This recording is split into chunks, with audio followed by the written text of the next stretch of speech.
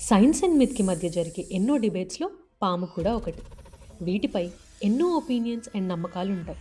పాములకి శక్తులుంటాయని, మనుషుల్లా మారగలవని కొంతమంది నమ్మితే, ఇంకొంతమంది మాత్రం వాటిని ఒక మామూలు రెప్టైల్ లానే చూస్తారు.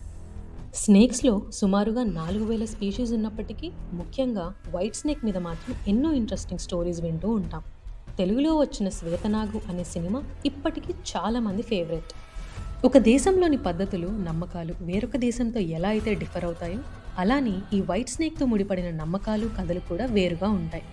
జపాన్‌లో ఈ వైట్ స్నేక్‌ని ఇవాకుని అంటారు.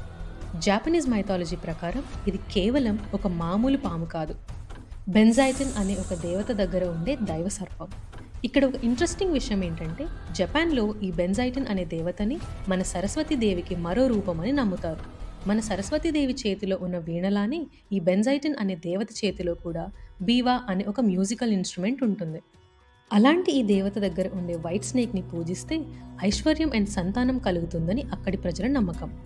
కానీ చైనాలో మాత్రం ఈ వైట్ స్నేక్స్‌కి మిస్టికల్ పవర్స్ ఉంటాయని, మనుషుల్లా మారగలవని నమ్ముతారు.